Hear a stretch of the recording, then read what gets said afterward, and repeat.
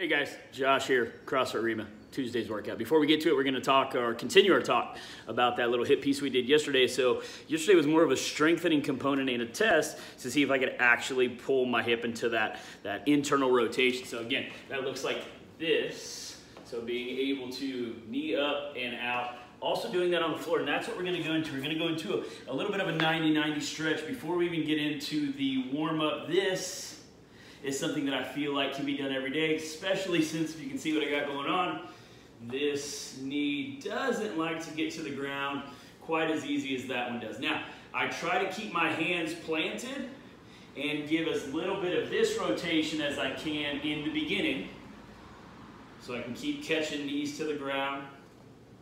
And then, once it starts to get a little better, then I start to rotate even more into it, but keep my body to where instead of leaning down, I'm up as much as possible and my legs are still at 90-90.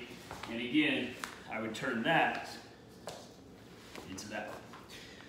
So again, that follows up yesterday's video. If you didn't watch that, go back, watch yesterday's video, watch the first component, add it to the second component, and then you have a good little hip piece. Warm up. Tuesday, 2 components that we're going to pass through about 4 different times. Here's the first one. It's got a lot of stuff going on, so pay attention. So I'm going to do an ankle grab, followed immediately into a spider lunge, and then I'm going to kick back and try to straighten that leg as much as I can, that front leg, and then step back.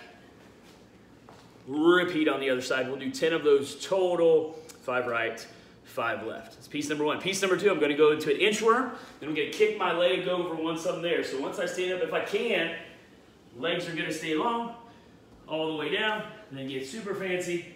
Kick that leg up. Push the head through the hole that your arms create. And then walk back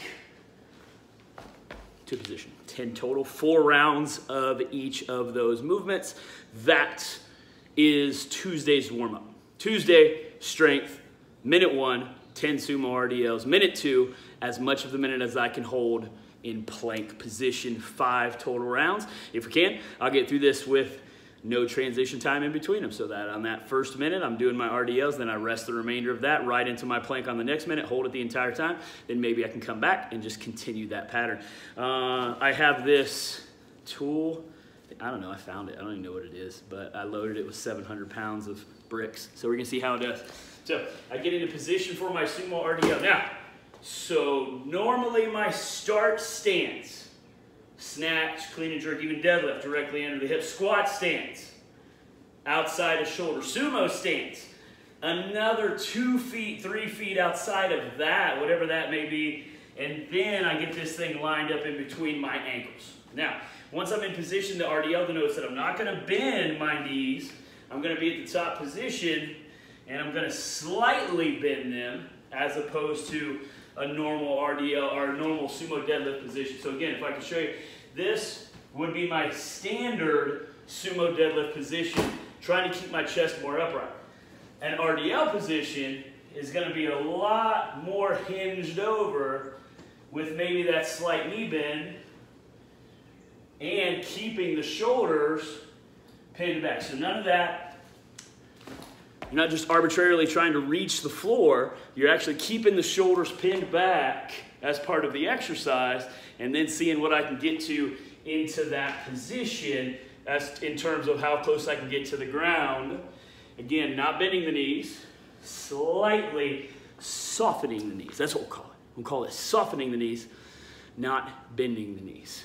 That will be my sumo RDL, 10 reps, rest the remainder of the minute, and then I'm going to follow that second minute up, my next minute, with a plank position, trying to keep pushing through the shoulders. So not that, this position. Again, correct, incorrect, for 1 solid minute. 5 rounds, Tuesday, strength.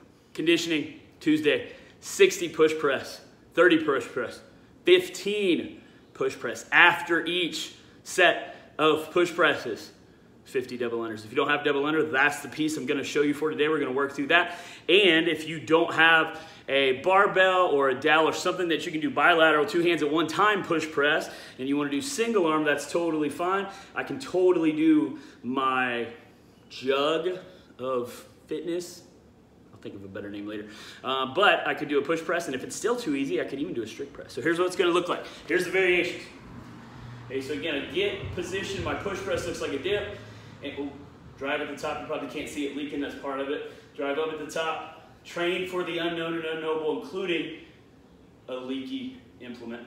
Again, dip, drive. If that's still gonna be too easy, I can go into a strict press, but if I do it on the right arm, let's say 60, then it would be 60 on the left. So it's not 30 and 30, it'd be 60 on each side, okay? Then again, after each set, 60, 30, 15, I have to do those double unders. I don't have my jump rope, so I'm gonna do a penguin hop to practice that position.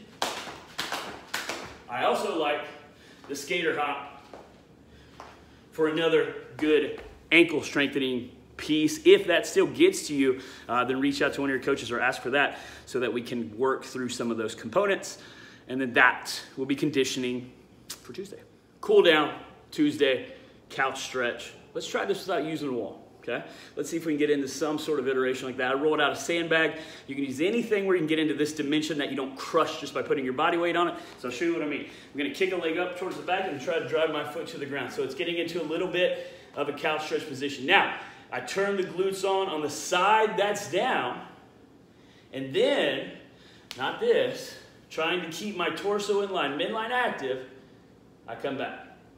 Again, glutes are on, lean, and then come back. And that's pretty fantastic. So maybe try that. 2 minutes on each side or 30 some reps. That'll be my cool down for Tuesday.